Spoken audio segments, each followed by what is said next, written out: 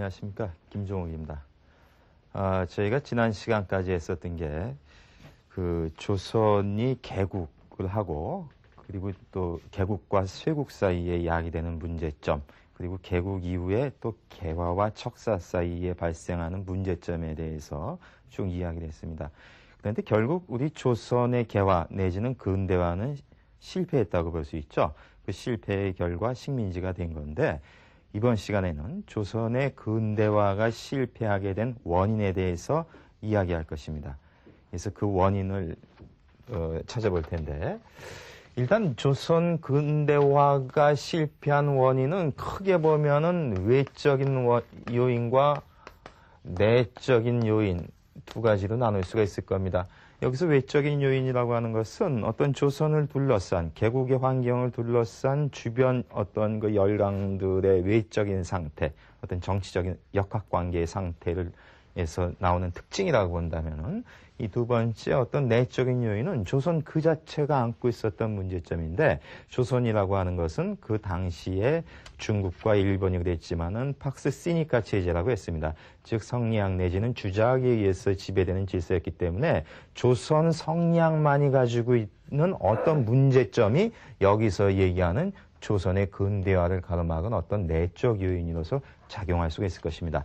그래서 이번에는 이 두 가지 외적이고 내적인 요인을 순서대로 한번 이야기해 보겠습니다. 외적인 요인은 조선의 어떤 개국 상황의 특수성에서 찾을 수 있는데, 저희가 조선 개국의 특수성을 이야기했었을 때 그 첫 번째가 아류 제국주의의 개입이라는 얘기를 했었습니다. 아류, 그러니까 1차적 제국주의자들, 서방의 열강을 뜻하겠죠. 그들을 제외한 2차적인 것, 즉 그들을 서양의 1차적 제국주의를 모방해서 자기들도 한번 해보고 싶다는 그런 자들, 즉 러시아나 일본을 뜻할 것입니다. 그리고 여기에 청까지 끼어들죠. 청국은 사실은 거의 준식민지 상태 비슷할 정도로까지 갔는데도 유독 조선의만큼은 어떤 이런 것을 해보고 싶다는 이야기죠. 즉 다시 이야기하면은 이런 아류 제국주의자들이 그 선발 제국주의자들한테 당한 것에 대한 분풀이 내지는 똑같이 모방해서 자기도 해보고자 하는 어떤 시험 무대로 삼은 것이 조선이었다는 그런 이야기죠. 그러다 보니까 이들은 조선의 개화를 철저하게 방해했습니다. 왜냐하면은 조선이 개화된다면 자기들과 비슷한 처지가 될 텐데 자기들이 이런 제국주의를 써먹을 상대가 없어진다는 이야기겠죠. 그러니까 철저하게 개화를 방해했고 그 방해의 수단이 조선을 분열시키는 겁니다. 즉 친러파, 친청파, 친일파 하는 식으로 조선인 스스로가 각각 분열되게 하는, 그러다 보면 어느 한쪽에서 독립한다는 얘기는 반대로 어느 한쪽에 예속된다는 뜻입니다. 즉 청의 세력으로부터 독립한다는 것은 일본 세력으로 들어간다고 한다든가 이런 식이죠. 그러니까 이런 악순환의 내부 분열이 되기 때문에 개화가 쉽게 이루어지지 않는다는 문제점을 이야기했었죠. 그 다음은 개국이 일본에 의한 개국이라는 이야기를 했었습니다. 조선이 대원군 때만 해도 철저한 쇄국 정책을 피다가 대원군이 실각하자마자 급작스럽게 개국으로 돌아서게 됩니다. 이렇게 갑자기 개국으로 바뀌니까 종래의 쇄국론자들의 반대 여론이 상당히 크겠죠. 이것을 무마시키는 길은 어떤 논리가 필요한데, 그것은 뭐냐면 우리가 지금 개국을 하는 것은 일본에 대한 것이기 때문에 서양에 대한 것은 아니다. 즉 일본과 서양은 같은 것이 아니다는 얘기입니다. 우리가 일본에 대해서 개국한 것은 과거에 있었던 교린 질서를 회복한 것에 불과하고 우리가 서양에 대해서 문호를 개방한 것은 아니라는 이야기죠. 근데 이것은 그야말로 앞뒤가 안 맞는 미봉책이라고 볼 수 있습니다. 왜 그럴까요? 일본에 대해서 개국했다는 얘기는 일본이 서양에 대해서 개국을 했고 그 서양에서 한 것만큼 조선에 하고 싶다는 의도가 있기 때문에 일본만 상대해서 끝날 문제는 아니라는 이야기죠. 그러니까 마치 일본에 대해서는 개국을 하고 서양에 대해서는 쇄국을 한다는 건데, 이런 이중적인, 즉 쇄국적 개국론이라고 하는 앞뒤가 안 맞는 논리를 통해서 미봉책으로 무마했지만은 결국 그것이 오래가지 못하겠죠. 그러니까 개국 후에도 여전히 개국 이후에 개화를 주장하는 자들과 쇄국 이후에 쇄국을 주장하면서 척사론을 피는 자들 사이에 개와 척사의 논쟁이 개국 이후도 3, 40년간은 지속되게 됩니다. 이런 상태에서 개화가 되겠냐는 거예요.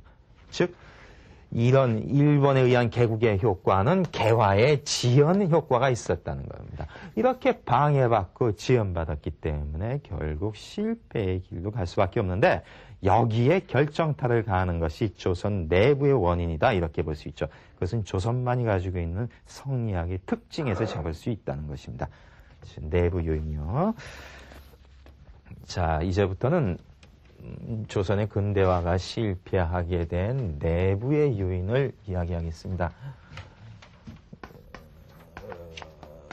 그 내부 요인은 어떤 조선 성리학만이 가진 특징에서 나올 수 있다는 것입니다. 왜 그러겠어요? 당시에 박스 시니카 체제에서는 다 성리학 체제인데 그 성리학, 즉 중국과 일본의 조선의 성리학이 다르다는 겁니다. 그래서 조선만의 성리학 특징이 있는데 이것을 미리 이야기하면은 그것은 주자학주의라고 볼 수 있습니다. 즉 유독 주자학만 번성했다고 하는 것이 조선 성리학의 특징이라고 이렇게 볼 수 있습니다. 저희가 성리학 얘기를 할 때 북성 때부터 이야기를 했었죠. 그래서 북성 성리학을 일종의 원본 성리학이라고 제가 명칭을 하면서 성리학은 어떤 이학, 이를 탐구하는 주자학이라고 하는 계열이 있고 어떤 심을 강조하는 심학으로서는 육상상과 왕양명의 양명학이라는 게 있다는 이야기를 했었습니다. 그리고 어떤 기를 강조하는 기학 같은 경우에는 이것이 중국에서는 실학으로서 드러난다는 이 세 가지 계기가 원본 성리학 속에 있다고 했었는데 먼저 조선 말고 지금 중국 성리학에 대해서 먼저 특징을 잡아보면은 중국 성리학은 이런 세 가지 계기가 순차적으로 전개됐다는데 그 특징이 있습니다. 즉 이쪽 같으면은 남북 송대 내지는 원대까지에 해당이 된다면은 중국에 있어서 명대는 실질적으로 양명학이 득세한 시대라고 볼 수 있고 이것이 청대가 되면은 기하적 실학이 발달한 그런 시대라고 볼 수 있죠. 시간의 순서대로 내부적으로 성리학이 가지고 있던 계기가 순차적으로 드러났다고 하는 것이 중국 성리학의 특징입니다. 그것에 비해서 일본 성리학의 특징은 보세요. 일본 성리학은 일본의 주자학이 처음 도입된 것은 에도 시대 그 훨씬 이전이지만은 에도 시대가 열림과 동시에 주자학이 각광받기 시작했다고 했습니다. 하지만 일본에 있어서 주자학이 각광받은 것은 50여 년에 불과하다고 했죠. 그리고 주자학과 거의 동시에 양명학도 일본에서는 크게 연구가 됐었고, 그러니까 이것은 불과 한 50년에 불과하고 그 이유는 양명학도 번성을 하고 그리고 일본판 실학이라고 할 수 있는 일본적 실학이라고 할 수 있는 소위 고학과 국학이라고 하는 거 또 난학이라고 하는 거 이거 우리가 일본의 일본의 그 근대 사상을 이야기할 때 다 했었죠. 이 고학, 어떤 그 선진 유학을 부활시키고자 하는 이 고학의 전통, 이거 우리가 조선 실학에도 했지만은 그 벚꽃창신이라고 해서 과거의 것을 바탕을 두고 하는 것은 다 실학의 특징이라고 했었습니다. 이것이 일본에서는 고학의 형태로 드러나고 그러다 보니까 자기 민족의 어떤 전통을 부흥시키고자 하는 이런 국학의 요소가 있었습니다. 그리고 이제 난학이라고 하는 것은 일종의 서학이죠. 나가사키 항을 개방시킴으로 해서 네덜란드의 학문을 중심으로 한 서양의 자연과학을 다 번역했다는 이야기를 했었습니다. 그런 난학. 이게 일종의 일본판 실학이라고 할 수 있는 건데 이렇게 본다면 일본의 특징은 뭘까요? 즉 성리학이 가지고 있는 주자학적 계기, 양명학적 계기, 실학적 계기가 일본에 있어서는 각각 그러니까 어떤 그 분야별로 각 분야별로 독립해서 독자적으로 전개했다는데 그 특징이 있습니다. 그러니까 거의 동시에, 그러니까 꼭 시간 순서대로 간 것이 아니라 거의 그 같은 선상에 가면서 이런 것이 각각 독립했었다는 얘기죠. 크게 보면은 하나, 둘, 셋, 넷, 5가지의 요소들이 각각 일가를 이루면서 전개됐었다라고 하는 이런 다양성이 일본 성리학의 특징이라고 볼 수 있습니다. 그렇다면은 조선의 특징은 무엇일까요? 조선의 특징은 조선 성리학의 특징은 그야말로 이 3가지 계기, 주자학, 양명학, 실학이라고 하는 3가지 계기 중에서 오직 주자학만 존중하는 주자학 일존주의로 갔다는 것입니다. 즉 주자학주의다 이렇게까지 이야기할 수 있는 것이죠. 그러니까 분명히 대비가 되죠. 이 동양 3국에 있어서 오직 원사이드하게 주자학만 밀고 갔었다는 그런 것입니다. 그것을 확인할 수 있는 것은 이렇습니다. 뭐 주자학은 많이 얘기했고 조선에 있어서 양명학의 처지는 정제두라는 분이 대표자입니다. 하곡 정제두 선생이 대표자인데 사실 보잘것없습니다. 그 조선 양명학은 거의 가학의 형태를 벗어나지 못했다고 그러죠. 그러니까 어떤 그 가문에서 일부 가문에서 한 아주 그 자기들만의 어떤 학문 체계를 벗어나지 못하는 취약성이 있었고 그럴 수밖에 없었던 것은 양명학을 한다는 것은 다 사문난적으로 몰렸습니다. 그러니까 조선 후기에 가면은 반대당을 칠 때의 명분은 너는 양명학자야. 그러면 그걸로 끝났다는 이야기입니다. 그런 상태에서 양명학이 발달한다는 것은 오히려 이상하다고 볼 수 있는 것입니다. 이런 처지였고 실학에 대해서는 저희가 자세히 설명을 했었는데 실학이라고 하는 것은 조선의 실학은 상당히 그러니까 중국과 일본에 비해서 풍부하다거나 어떤 심오함이 있었지만은 이것이 어떤 자기들 간의 연대성을 통한 어떤 학파로 형성은 되지 않았다는 하는 이야기를 했었죠. 따라서 현실에는 전혀 반영되지가 않았고 그들의 어떤 정치개혁의 마인드가 그런 어떤 취약성이 있었습니다. 따라서 조선의 실학은 어떻게 보면은 그 서재 속에서 자기들만의 일부 소외된 어떤 학자들만의 자기들만의 어떤 모색이었다 이렇게까지 볼 수가 있습니다. 그리고 또 조선 실학의 특징은 일본과 비교했었을 때 일본에는 고학과 국학과 난학, 그러니까 조선이라 하면 이제 난학 대신해서 서학이 될 텐데 그런 3가지 계기가 일본에 있어서는 독자적으로 각각 분립해서 전개됐는데 조선은 그게 한꺼번에 실학이라는 이름으로 전개가 됐었죠. 그러다 보니까 실학 자체는 심화될 수 있을지 모르겠지만은 고학과 국학과 서학이라는 것이 각각 독자적으로 커나가지는 못했다고 하는 역기능도 동시에 함축한다. 이렇게 볼 수 있습니다. 그렇기 때문에 특히 서학 같은 경우에는 일본과 비교하면 이게 난학이잖아요. 일본식으로 얘기하면은. 일본은 나가사키항을 통해 가지고 서양 것을 갖다가 직접 수용을 했었다는 것이죠. 근데 조선 같은 경우에는 간접 수용을 했었습니다. 즉 서양인을 통해서 직접 받은 게 아니라 중국, 즉 청의 북경을 통해서 북경 오가는 사신들을 통해서 청에 일단 들어온 걸 다시 받은 거죠. 그걸 알 수 있는 게 뭡니까? 우리가 실학의 여러 계통도 있지만은 조선 실학의 계통 중에서 서양 학문에 대해서 가장 개방적이었던 것이 북학이라고 하는 건데 이 명칭을 보세요. 북학이죠? 뭘까요? 북쪽 만주 내지는 청의 북경을 통해서 받아들였다고 하는 것이 이미 명칭에 포함되어 있어요. 난학이 아니죠. 화란이라고 하는 난학이 아니에요. 벌써 이미 간접적 근대화라는 얘기입니다. 그러니까 여러 가지로 벌써 이제 제약 요인을 안고서 지금 조선이 스타트를 했다 이렇게 볼 수 있는 것입니다. 실학조차도 일본의 난학과 비교하면은 태생적인 이런 취약점이 있었다 이렇게 볼 수가 있는 것입니다. 즉 어떤 그 조선 성리학의 특징은 주자학만이 강조된 주자학주의다 이렇게 볼 수 있는데 이렇게 주자학 일존주의로 가게 된 그 원인은 어디 있었을까요? 그 이유는 조선이 그렇게 안 되는 이유가 있었겠죠? 조선만의 이유. 그 첫 번은 조선이 성리학을 수입할 때 북경에서 수입했다고 하는 것이 하나의 원인이 될 수 있습니다. 제가 이야기했었죠? 왜 그렇습니까? 북경에서만 했다는 얘기는 그 당시에 이제 원대의 북경에서 똑같이 이제 남성이 그 원에 의해서 통일되고 나서 남성에 있었던 주자학과 육상상 계열의 그 시막이라고 하는 것이 똑같이 발달할 수 있었지만은 그 어떤 그때 그 어떤 사건을 얘기했었는데 북경에, 즉, 그 원의 수도가 되는 북경에는 주작만 남고 시막은 남한을 했다고 그랬습니다. 그러니까 북경이 상징하는 것은 여기서 그 당시 원대의 북경이라고 하는 것은 주작이 번성하기 시작한 그것을 상징합니다.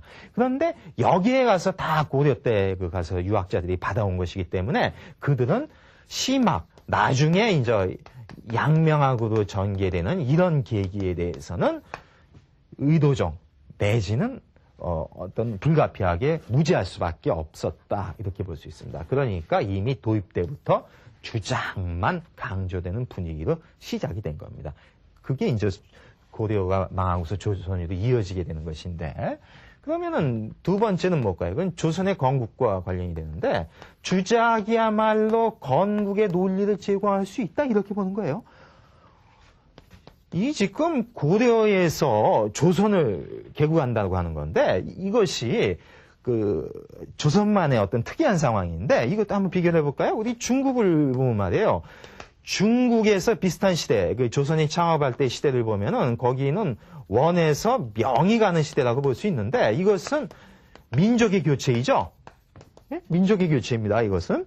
그 몽고족과 한족이라고 하는 민족이 정권이 교체하는 것이고 그 당시에 일본의 상황이라고 하는 것은 무로마치 막부에서 전국 시대를 거쳐서 다시 에도 막부라고 하는 막부에서 막부로의 이동입니다. 즉 이것은 단순히 쇼군의 교체에 불과해요. 즉 힘 있는 쇼군이 등장해서 쇼군을 바꿔친 것에 불과한 것이지 막부 체제는 그냥 유지가 된다는 이런 상태입니다. 이런 속에서는 소위 이념적 정당화라고 하는 것은 굳이 필요가 없는 거예요. 아니 민족 교체, 쇼군 교체로서 이미 다 더 이상의 논리 필요 없기에 끝난 게임이기 때문에 그렇다는 이야기입니다. 하지만은 지금 조선의 상태를 보시면 말이에요. 이것은 고려 왕조에서 조선 왕조라고 하는 왕조에서 즉 고려에서 조선이라고 하는 것은 일종의 왕조의 교체인 건데 그렇다고 하면은 왜 동일한 왕조로서 유지되는 것을 또 다른 성씨가 되는 그 왕조로 한다면은 왜 그래야 되느냐 하는 그런 어떤 정당한 명분 내지는 이념적 정당화가 필요한 것입니다. 그럴 때 동원되는 논리가 주작이 제일 좋았다는 이야기죠. 왜 그럴까요? 간단합니다. 그건 제가 정도진 이야기할 때 있지만은 고려는 그러니까 마치 이런 거에 단순 논리가 되는데 고려를 불교 시대로 몰고 가는 겁니다. 실제 그렇지 않았다고 그랬죠. 유불병존의 시대인데 고려를 불교를 모은다는 이야기는 결국은 뭘까요? 불교를 공격해서 부정할 수 있는 것이 바로 주자학이라고 볼 수 있죠. 그럼 주자학을 갖다가 잘 이용한다라고 하는 것은 불교를 부정할 수 있다는 것이고 불교를 부정한다는 얘기는 고려를 부정할 수 있다는 이야기가 됩니다. 그러면 고려가 부정되니까 따라서 조선이 건국되는 논리적 정당성이 확보된다 이렇게 볼 수 있습니다. 이런 논리 때문에 주작을 그렇게 붙잡고 창업을 한 것이고 조선 건국의 이념을 제공하는 것이다. 이런 이야기 했었습니다. 그 다음에 세 번째는 어떤 건국 이후에 권력을 유지 내지는 어떤 쟁취하기 위한 그런 논리로 작용을 하는 것이죠. 왜냐하면 주작이라고 하는 그 이해를 강조하는데 이것은 어떤 도리라고 하는 도덕적 어떤 이치라고도 볼 수 있는데 이런 도덕적 이치를 강조함으로 해서 후흥구파를 갖다가 제거하고 살인파가 전면에 등장했다는 이야기했었죠. 그리고 살인파 내부에서도 붕당이 형성되는데 각 당대 당에서 싸울 때에는 항상 이 도리적 명분을 동원해서 싸움을 한다는 것입니다. 그렇다고 본다면은 이 도리적 명분이야말로 권력을 유지 내지는 쟁탈하는 데 있어서 뛰어난 논리적 기능을 제공해줬기 때문에 결국에는 뭘까요? 도입 때도 그랬고 한 나라를 창업하고 그것을 유지함에 있어서 주작만큼 좋은 조건이 없었다. 이렇게 볼 수 있습니다. 그래서 주작 일존주의도 같다 하는 이야기를 했었습니다. 자, 이렇게 해서 이제 주작 일존주의로 가게 되는 건데 그러다 보니까 특히 이제 도리를 강조해서 붕당 정치 내에서 각 당대당이 싸울 때 어떤 도리를 강조했다는 건데 이것이 일종의 예학 논쟁으로 전개된다고 했었죠. 그래가지고 아주 사소한 예를 가지고도 그것이 어떤 상복을 갖다가 1년짜리를 입느냐, 9개월짜리냐, 6개월짜리냐 가지고 싸우는 이런 지금 생각하면 우스운 그런 싸움이 전개가 됐던 건데, 그것은 바로 이런 걸 통해서 어떤 이런 명분을 통해서 상대를 제압하기 위한 것입니다. 그러다 보니까 조선의 역사가 깊어질수록 주자학주의는 더 강조되는 쪽으로 가는 겁니다. 후대로 갈수록. 왜냐하면 이런 쟁탈전이 심화되기 때문에. 그래서 주자학주의가 아주 강조되고 그 결과 이런 식으로 주자학주의가 이용된 것이 어떤 벌렬 세도 정치라는 쪽으로 갔었다는 이런 이야기를 했었습니다. 자, 그래서 이제 이 주자학주의가 가지고 있는 어떤 문제에 대해서 이야기를 할 텐데, 즉 조선이 심화될수록 조선의 역사가 깊어질수록 주자학에 대한 강조는 점점 더 강화되는 쪽으로 이 길을 갔었다고 하는 건데, 이런 주자학주의가 가지고 있는 문제점에 대해서 보겠습니다. 그러면 먼저 주자학주의의 특징부터 볼까요? 사실은 이 말 속에 들어있다고 볼 수 있어요. 주자학은 조선 주자학뿐만 아니라 그 계통상 아까 이야기했지만은 이학이라고 분류가 되잖아요. 물론 주자 선생의 가르침을 보면 말이에요. 이와 기를 갖다 이야기라고 이 기가 어떤 이원적으로 똑같이 강조하는 측면도 있어요. 즉 이기 이원론적인 측면도 있지만은 궁극적으로 주자가 노리는 것은 이라고 하는 도덕 이치에 의해서 현실의 길을 통제하고자 하는 것이 주안점이기 때문에 그 근본은 어디까지나 이학이다 이렇게 볼 수 있다는 것입니다. 그러면은 주자학을 이학이라고 했었을 때 주자학만 원사이드하게 강조한다는 것은 뭘까요? 이 중에서도 이만 원사이드하게 강조한다는 그 얘기가 되겠죠. 성리학에서 기본 틀인 이기, 성심 중에서 유독 이만 강조한다. 다시 이야기하면은 주자학주의는 한마디로 이의 절대화다. 이렇게 될 수 있다는 이야기입니다. 즉 조선의 성리학의 특징을 주자학주의라고 본다면은 그것은 다시 이야기하면은 이의 절대화의 철학이다. 이렇게 규정할 수 있다는 이야기입니다. 자, 이런 이의 절대화가 있어온 그 과정에 대해서 한번 살펴보겠습니다. 이 과정은요, 조선에서 이의 절대화를 강조하기 시작한 것은, 물론 이제 정도전이가 조선을 개국할 때 이를 강조했다고 했었죠. 이, 기, 심을 갖다가 배치하고 심보다는 기, 기보다는 이가 더 중요한 것인데, 근데 이거 이에 해당되는 것은 바로 주자에 해당이 되고, 기에 해당되는 것은 이제 노장사상에 해당되고, 심에 해당되는 것은 불교가 해당된다. 그렇다고 보면은 그 근원에 있어서도 최종적으로 여기를 소급할 수밖에 없다는 이런 논리를 폈었다는 이야기 했었습니다. 정도전이가. 그러니까 정도전이도 나름대로 이를 절대화했다고 볼 수 있는데, 진짜 철학적인 입장에서 이를 절대화한 것은 퇴계 선생이라는 이야기를 했었죠. 즉 퇴계가 이발이라고 하는 주장을 필요로 해서 그랬다. 즉 이가 스스로 움직일 수 있다는 것입니다. 여기서 이가 움직인다는 이야기는 이가 현실에 구체적으로 개입해서 직접적으로 통제할 수 있다고 보는 것입니다. 따라서 현실의 모든 어떤 그 기획이나 사람들은 이런 일을 절대적으로 따를 수밖에 없다는 것이죠. 이런 어떤 완벽한 도덕지상주의를 피기 위한 논리가 바로 이 발이라고 볼 수 있는데, 바로 이런 도덕주의를 통해서 살인파가 훈구파를 제압할 수 있는 어떤 철학적인 토대를 제공했었다는 이야기를 했었는데, 근데 그렇게 해서 퇴계 계열이라고 할 수 있는 동인들이 살인정치의 스타트를 끊었다 이렇게 볼 수 있습니다.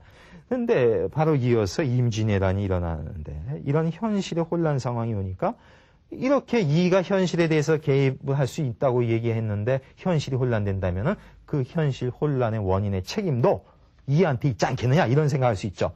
근데 이것은 바로 이의 격화를 가져온다고 했었습니다. 이렇게 이가 격화된다고 하는 것은 이가 상징하고 있는 조선의 체제 자체가 흔들린다는 건데, 이것은 용납할 수가 없겠죠.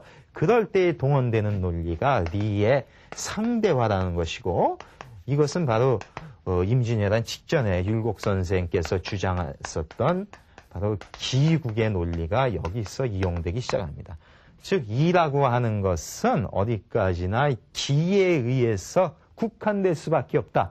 이가 현실화되는 것은 언제나 기를 통해서 그럴 수밖에 없다라고 하는, 즉 기를 상대함으로 해서 이가 드러날 수밖에 없다는 그런 이야기인데, 그런 식으로 이야기한다면은 임진왜란이라고 하는 현실의 혼란의 책임은 이한테 있는 것이 아니죠. 왜? 이는 항상 기를 통해서 작용하는 것이기 때문에 현실의 혼란의 책임은 이가 아닌 기한테 있다는 이야기가 됩니다. 따라서 이는 추상적으로 밀려 올려가게 되고 대신 그 책임은 기에서 잡게 됩니다. 이런 식으로 해서 리는 초월화된다고 그랬죠. 현실에서 한 발 뺀 위로 밀려 올라감으로 해서 리는 잘 보존될 수 있습니다. 즉 조선의 통치 체제라고 하는 것이 나름대로 보존의 길을 가는 겁니다. 그러니까 임진왜란이라고 하는 전대미문의 사건을 겪고도 조선이 그 이후에도 200년을 지속할 수 있었던 것은 나름대로 이런 철학적 정당화 작업이 있었기 때문에 가능하다는 것입니다. 근데 이런 일이가 그 뒤에는 다시 절대화의 길을 갑니다. 그것은 여기서 이어지는 것인데 이렇게 이 일을 갖다가 초월적으로 밀려 올라가게 되면 그렇게 초월화된 일을 가꾸기 위해서 현실에 있는 모든 수단 방법을 가리지 않습니다. 그래서 이때 나오는 것이 뭐 사문난적으로 몰아서 반대파를 제거하는 이런 일들이 벌어지게 되는 것입니다. 이런 식으로 하다 보니까 이 자체는 이렇게 초월화된 이는 더욱더 절대적으로 가꾸어지게 되고 점점 더 경직화되기 시작합니다. 이라고 하는 것이.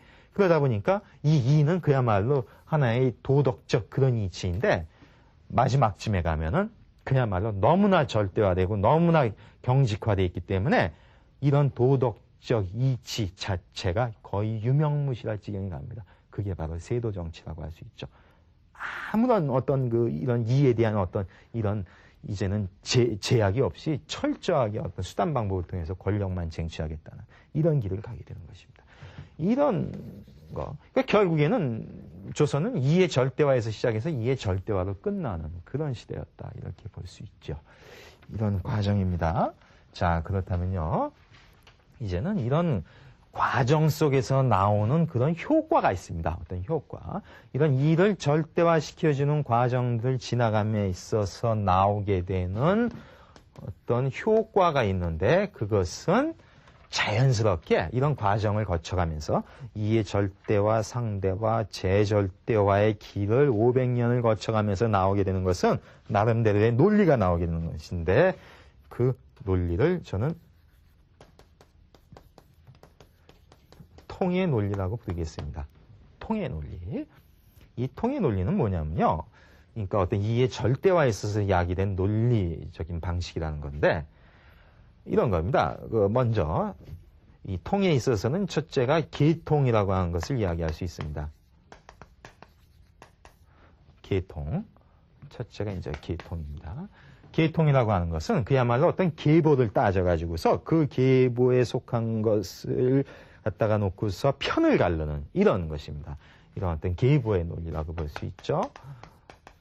계보를 따져서 분류하고서 편을 가르는 어떤 편가름 그런 것입니다. 이것을 조선에서 확인할 수 있는 것은 뭐였냐면 어떤 계보, 학문적 계보가 학파라고 할 수 있죠. 그리고 정치적 계보라고 하는 것은 정파라고 할 수 있습니다. 근데 이렇게 학파와 정파가 만나서 나오는 것이 바로 붕당이라고 하는 조선만의 특이한 형태라고 했었죠. 이런 붕당이 형성되는 것에도 알 수 있듯이 계보를 상당히 존중한다는 그런 걸 알 수 있습니다. 근데 제가 그랬죠. 붕당 자체가 그렇게 나쁜 것은 아니다는 이야기를 했었습니다. 그러니까 계보를 강조한다고 해서 그것 자체가 문제가 있는 건 아니에요. 근데 이게 심화되면 이제 문제가 될 텐데 이것이 잘못 드러나게 되면 뭘까요? 각종 학연과 지연과 가문이나 문중을 따지게 되는 어떤 연고주의의 길을 가게 됩니다. 그렇죠? 어떤 연고주의 내지는 어떤 당파성의 길을 갖다가 강조하는 이런 것들이 나오게 됩니다. 이것은 분명히 잘못된 거라고 볼 수 있겠죠. 그러니까 이런 계기들이 이제 계통 논리에 이제 함축돼 있다는 것입니다. 그러니까 잘 새겨들으십시오. 그러니까 이 계통의 논리가 바로 이것만 뜻하는 건 아니라는 거예요. 그러니까 순기능도 있지만은 잘못 드러났을 때는 이렇게 될 수 있는 가능성이 있는데 이게 후대로 갈수록 역기능 쪽들만 계속 부각돼 간다고 하는데 이제 문제가 있었다는 것이죠. 자, 이런 계통. 그러니까 통의 논리의 첫째가 계통성이라면은 두 번째는 정통성이라고 볼 수 있습니다. 정통. 정통이라고 하는 것은요, 여기서 얘기한 그 계통이 있잖아요. 어떤 그 계보. 즉, 자기 계보 내지는 자기 계통만이 올바르다는 거예요. 그러니까 하나의 계보를 가꾸겠다고 하는 것이 계통으로서 성립됐는데 여기는 이 차이점은 뭐냐면 그 계통에다가 어떤 그 올바름이다 그렇지 않다라고 하는 가치의식을 부여하기 시작한다는 겁니다. 그러니까 이제 점점 강화되는 쪽으로 가는 것이죠. 내 계통만이 올바르다라고 하는 것이 바로 정통이라는 이야기입니다. 정통이죠. 따라서 이렇게 되면 상대방은 그야말로 이단위로 간주하게 되는 것이고 이단에 렛대를 붙인 다음에 배척하게 되는 것입니다. 그러니까 점점 더 이제 배타적으로 간다고 하는 것을 볼 수 있는데 이런 논리는 이제 조선에서 확인할 수 있는 게 우리가 허학과 실학을 이야기했었죠. 그러니까 우리가 조선 실학할 때 했었지만 원래 실학은 성리학에서도 썼었다는 이야기인데 그때 성리학에서 자신을 갖다가 실학이라고 했었을 때는 불교가 여기에 해당된다 이렇게 이야기를 했었습니다. 그래서 불교를 치기 위해서 불교는 허한 것이야, 공허한 것이야 라고 해서 공격했었다는 이야기를 했고 또 하나는 뭘까요? 여기서 얘기하는 어떤 정통과 이단을 나누는 거 벽이단이라고 해서 이단을 배척하는 것이 또 주자학의 특징인데 이럴 때에는 성리학 내부에서 정통을 주자학이라고 잡는다면은 그렇지 않은 양명학자들은 다 이단이라고 보는 즉 삼은난적이라고 보는 이런 일들에서 우리가 정통성을 고집하는 것을 확인할 수가 있습니다. 자, 그런데 이렇게 어떤 자신의 어떤 계통을 정당하다고 끝까지 강변하는 이런 정통성을 주장하게 되면 말이에요. 일단 정통한 것을 인정받게 되면은 그것이 하나의 계통성을 지니는 거잖아요. 그러니까 어떤 연속성을 확보하는 겁니다. 이 계통이라고 하는 쭉 연속된 라인에다가 정당성을 비유한 것이기 때문에 이런 연속적으로 계속 이어져 가기 때문에 그야말로 상당히 강고한 위치를 지니게 됩니다. 그러니까 일단 정통이라고 인정받게 되다 보면은 그것은 거의 유지부동의 상태에서 장기 지속을 갈 수가 있다는 것입니다. 그러니까 정통으로 인정받기 어렵지 일단 정통으로 인정받고 나서는 상당한 장기 지속을 갈 수 있는 이런 체제라 이렇게 볼 수가 있는 것이죠. 근데 이렇게 장기 지속으로 가게 되면은 문제가 어디냐면은 시대는 계속 변화하는데 그런 새로운 시대에 변화되는 논리를 전혀 담아낼 길이 없다는 것입니다. 유지부동의 강고한 체계가 되는 것이니까 아주 배타적이고 그리고 뭘까요? 역설적이게도 정통을 강조하다 보면 전통은 무시되기가 십상입니다. 왜 그럴까요? 역사는 있잖아요. 과거에. 아니 자기들의 그러니까 이 계통은 하나의 역사라고 볼 수 있을 텐데 이 사람들의 역사의식은 뭘까요? 그 역사에 있어서 자기 계통에 속하는 역사만 인정한다는 이야기입니다. 그러니까 거기에 속하지 않는 많은 다양한 역사들은 사실 역사로서 취급도 안 하는 것이죠. 그러다가 보면 역사적 전통은 온전하게 보존이 안 된다는 역설입니다. 확인할 수 있죠. 그러니까 이것을 극복하자고 해서 조선 후대의 실학자들이 그렇게 전통에 대한 국학적 요소를 강조했지만은 그것이 제대로 받아들이지 않았다는 것이죠. 자, 이런 식으로 해서 어떤 정통의 문제가 있는데 이게 오늘날 문제로 본다면은 어떤 정통주의 내지는 근본주의로 이게 잘못 전개되면은 근본주의의 어떤 그 문제점을 지니게 됩니다. 이 근본주의는 뭘까요? 어떤 정통성을 주장하면서 자기들만의 근본이라는 겁니다. 그러니까 좌파 내에서도 어떤 철저한 보수적인 어떤 그 근본의 율법이라고 할까? 그것만을 주장해서 아무리 시대가 변화했어도 거기에 맞춰서 다 재단하겠다는 것이죠.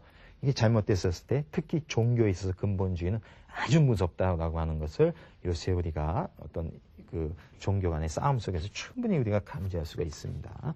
그러니까 조선 주자학이 꼭 이거 그 자체가 이런 폐단이 있다는 것이 아니라 잘못되면 그럴 가능성이 있다는 것을 제가 이야기를 하는 것입니다. 그 다음이 세 번째의 일통.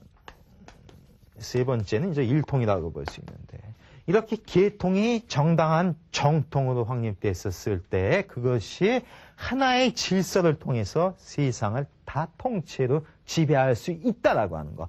즉 어떤 정통성을 확보한 것이 이 세상의 중심이 돼야지만 혼란을 방지할 수 있다고 하는 그런 생각이 일통의 사고라고 할 수 있습니다.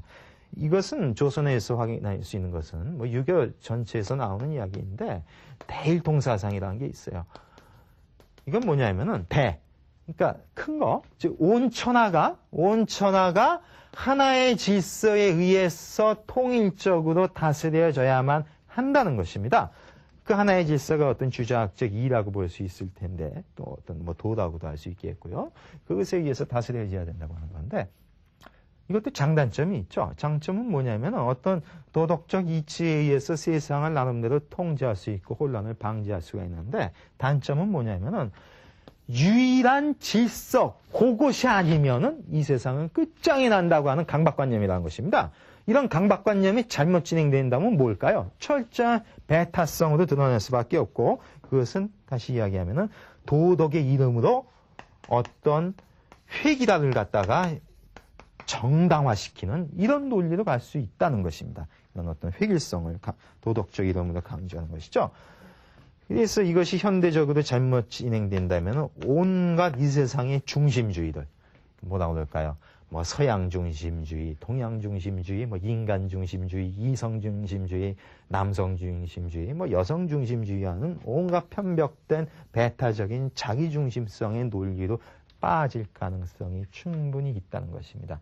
그렇다고 해서 주작이 다 그렇다는 게 아니라 그런 식의 어떤 내재적인 어떤 문제점을 간직하고 있다는 그런 이야기입니다. 이렇게 본다면은 주자학주의가 가지고 있는 어떤 문제점이라고 하는 것은 여기서 나오는 것은 어떤 그 당파성 내지는 연고성이죠. 예? 당파성, 연고성이라면 여기서 나오는 것은 배타성이고 여기서 나오는 것은 획일성입니다. 획일성. 모든 것을 하나로 다 통일시켜야지만 된다고 하는 그런 획일성. 이런 것은 분명히 문제점이라고 볼 수 있는데 이런 문제를 해결하기 위한 뛰어난 길을 한번 불교에서 이야기해 볼까요? 저는 이렇게 봅니다. 이것을 대처할 수 있는 이 통해 논리의 문제를 해소할 수 있는 논리는 불교식으로 이야기하면은 그것은 저는 통해 논리라고 부르고 싶습니다. 통. 같은 통통이죠? 하지만은 그 통이 같지 않습니다. 제가 얘기하는 여기서의 통은 회통을 이야기합니다. 이때 회통은 뭘까요? 만남이라는 겁니다. 만나서 통한다는 거예요. 즉 서로 대등한 입장에서 만나서 교류해서 서로의 의사를 통할 수 있는 것. 즉 서로가 서로를 갖다 이해할 수 있다는 그런 것입니다. 대등한 입장에 만나서 서로가 이해할 수 있다는 그런 어떤 의사의 소통, 어떤 그런 개방의 논리를 갖다가 저는 회통의 논리라고 하고 여기서는 통이라고 얘기를 할 텐데 이것은 앞으로도 더 이제 강조할 기회가 있을 것입니다. 근데 이것은 뭘까요? 여기서 지금 연고성, 배타성, 획일성이 나온 것은 불교식으로 보면 한마디로 자성을 고집하기 때문에 그래요. 자기만의 것을 끝까지 불변적으로 강조하는 것이 바로 이렇게 진행될 수 있다는 것이죠. 이런 자성의 논리는 불교에 있어서 공의 논리, 즉 연기적 공의 논리에 의해서 이것은 부정된다는 것이죠. 그게 바로 우리가 이야기하는 공의 논리라고 했었습니다. 즉 통의 논리는 바로 이 공의 논리라고 할 수 있는데 이런 공의 논리에 의해서 회통과 소통을 해야지만 이런 개통과 정통과 일통이 가진 문제점을 극복할 수 있지 않겠나 이렇게 생각을 합니다. 물론 이제 이건 현대 입장에서 오늘날 이야기를 하는 것이고 지금 뭐 구한말에는 이런 것을 이야기하는 불교인이 없었죠. 그러니까 제가 참 안타깝다는 겁니다. 불교의 그 훌륭한 논리적 그 어떤 철학적인 그리고 그 시대가 요구하는 게 있었는데도 제대로 반응하지 못했다고 하는 것은 우리 불교인들의 게으름이다 이렇게 볼 수 있겠죠. 자, 그 다음에 이 주자학주의가 야기할 수 있는 효과 중에 또 하나가 우리가 도의 절대화라는 거. 이의 절대화가 도의 절대화로 이어질 수 있다는 겁니다. 그건 뭐냐면요. 아까 우리가 뭐 일통이다, 정통이다, 계통이다 이야기했는데 그렇게 어떤 정통성을 인정받은 것이 하나의 질서를 통괄적으로 지배하겠다는 것이 일통이잖아요. 그렇다고 그러면 그렇게 지배를 계속할 수 있으려면은 그 하나의 질서가 흔들리면 안 되겠죠. 즉, 그 하나의 질서라고 하는 것, 그게 하나의 도라고 볼 수 있겠죠. 그것은 고정, 불변하게, 즉 절대적으로 남아 있어야지만 된다고 하는 것이 전제로 깔려 있는 거예요. 이 도나 이라고 하는 것이 움직이면 안 되지 않습니까? 그러니까 그것은 절대 변하면 안 된다는 거예요. 상당한 어떻게 보면은 강고함을 느낄 수 있겠죠. 여기서 어떻게 보면 그 완고함 같은 걸 느끼는 건데, 이렇게 어떤 도의 불변성을 전제하니까 이들이 어떤 구한말에 그 전개됐었던 방식이 이겁니다. 우리가 이것을 이렇게 볼 수 있겠죠.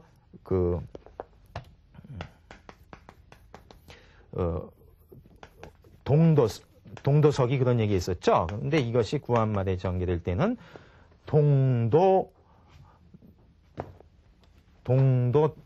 동기가 있습니다. 동기가 있고, 서기가 있고, 그 다음에는 이것과 대비되는 것이 서기가 있습니다. 이것이 뭘까요? 이것이 바로 위정척사 얘기를 하면 이것은 온건개화파 이야기였고, 이것은 급진개화파라는 이야기를 했었습니다. 즉 위정척사파들은 동도는 뭘까요? 즉 불변적인 동양의 도, 즉 유학 내지는 주자학적인 그 도는 불변적으로 있고, 따라서 기라고 하는 현실 속에서 어떤 물질적인 이런 것도 여전히 우리 것을 고수하면 된다는 것이죠. 그러니까 위정척사이죠. 철저한 서양에 대한 배척의 논리입니다. 이런 논리하에서는 근대화는 애당초 불가능하다고 볼 수 있는 것이죠. 철저한 수구적인 생각이니까. 근데 이것은 뭘까요? 동도, 그러니까 유교적, 주자학적인 그런 것은 불변적으로 간직하면서 오직 물질적인 기술적인 것만 서양 것을 배우면 된다라고 하는 것이 온건개화파인데, 이게 되겠어요? 이것은 중국에서도 실패했잖아요. 양무운동 같은 경우에 실패한 것이 철저하지 않게 되는 것입니다. 껍데기만 떼운다는 얘기 아니에요? 그러니까 이런 거는 이제 실패할 수밖에 없고, 불철저한 근대화로 가기 때문에 그렇습니다. 근데 이제 급진개화파, 김옥균을 대표하는 급진개화파는 바로 서양의 도를 그 자체의 불변 고정적인 것으로 그냥 다 들여오고, 그리고 기술적인 것도 다 들여올 수 있다는 얘기예요. 여기의 문제는 뭘까요? 모방적 근대화밖에 안 된다는 거예요. 우리 건 하나도 없이 그냥 서양 것만 다 들여온다는 거. 밖에 안 되죠. 어떻게 보면은 사상적 식민지성을 갖다가 충분히 갈 가능성도 있지 않나 이렇게 보는 거예요. 다 문제가 있다는 이야기죠. 이걸 극복하는 길이 뭘까요? 불교식으로 제가 정의를 하면은 이것을 극복하는 길은 한마디로 공도 묘기다 이렇게 생각을 합니다. 뭘까요? 결국 이제 도와 기에도 동서가 있다는 거 아니에요. 기에 있어서도, 그러니까 물질적인 기에 있어서도 동서가 있고 정신적 도에 있어서도 동서가 있다는 건데, 이런 동서 자체가 융합 조화되려면은 그 고정성과 중심성이 깨지지 않으면 불가능해요. 그걸 깨는 게 뭐예요? 그게 바로 공의 논리죠. 제가 계속 강조하지 않습니까? 이런 중심성과 고정성이 깨졌을 때, 즉 이 세상에 그 어떤 중심도 없어야 된다는 거예요. 그러면 사람들은 당황할 거예요. 모든 중심이 사라져야지만 모두가 중심이 될 수 있다는 거예요. 그게 바로 불교의 공의 논리라고 볼 수 있습니다. 그러니까 중심이 무너졌을 때 탈중심이 모두가 중심이 된다는 그런 겁니다. 그럴 때 바로 물질적인 동서에 있어서 장벽도 무너져서 묘하게 조화를 이룰 수 있지 않겠는가 이렇게 볼 수 있어요. 이게 바로 공의 논리가 가진 장점인데, 이런 식으로 이제 극복이 될 수 있다고 볼 수 있습니다. 예, 자, 그러면은 이의 절대화가 가지고 있는 어떤 문제점을 한번 정리를 해볼까요? 그것은 한마디로 도덕의 과잉이라는 문제점이 있고, 두 번째는 통합 기능의 상실이라는 그런 문제가 있습니다. 이가 절대화되어 있었을 때 주자학이나 유학의 강점은 뭘까요? 그것은 어떤 도덕을 통해서 교화를 할 수 있다는 것이거든요. 즉 도덕을 통해서 통치자 내지는 지배계층을 교화함으로 해서 어진 자가 어진 정치를 핀다. 즉 숙이된 자가 치인할 수 있다라고 하는 것. 이것은 아주 좋죠. 바람직한 거라고 볼 수 있습니다.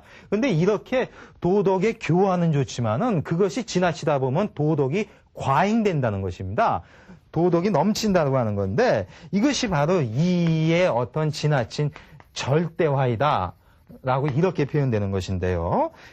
이의 절대화 가지고 오는 어떤 문제점이라고 하는 것이 우리가 어떤 당파성 내지는 연고성, 그리고 배타성, 그리고 어떤 획일성, 그리고 도의 절대화에서 나오는 어떤 완고한 경직성 같은 그런 것이 있다라고 했는데, 이런 것이 이의 절대화, 이를 지나치게 강조하다 보면 나오는 문제점들인데, 따라서 도덕적 이의를 지나치게 강조하다 보면 이렇게 빠질 가능성이 충분히 있다는 것이고, 이것은 한마디로 폐쇄성이라고 볼 수 있겠죠. 이렇게 이를 도덕의 과잉을 통해서 이를 절대적으로 강조하다 보면 결국에는 폐쇄성의 논리로 갈 수밖에 없는 것인데 이런 폐쇄성을 강조하는 이상 어차피 받아들일 수밖에 없는 개방성을 수용하는 데는 문제가 있을 수밖에 없다는 이야기입니다.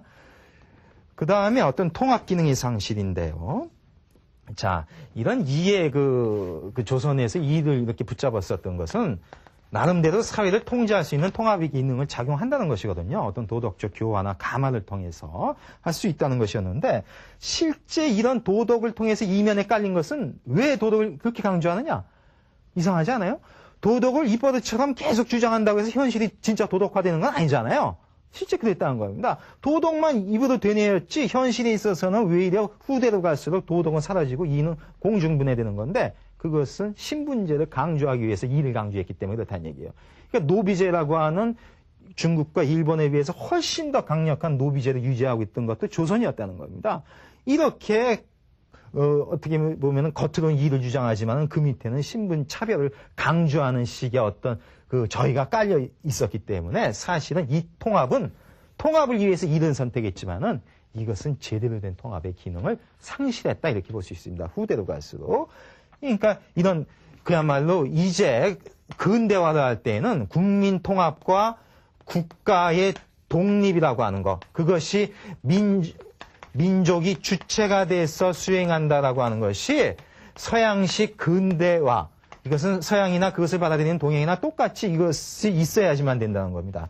이런 국민통합, 국가독립, 민족 주체라고 하는 것이 소위 내셔널리즘 내지는 민족주의라는 건데 이것을 통해서만 근대화가 될 수 있다고 볼 수 있습니다. 이건 다음 시간에 자세히 설명하기로 하고. 그런데 이런 통합의 기능이 바로 이런 도덕의 과잉을 통해서 이가 제 기능을 갖다가 못하는 것이기 때문에 이미 이런 국민 통합의 어떤 보편적 콘센서스를 이루기 힘든 상태에서는 과연 근대화가 제대로 될 수 있겠냐는 이런 문제점이 이의 절대화가 가진 문제다 이렇게 볼 수 있습니다.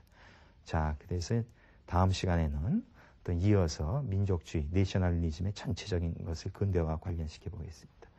예, 오늘은 여기까지 하겠습니다. 감사합니다.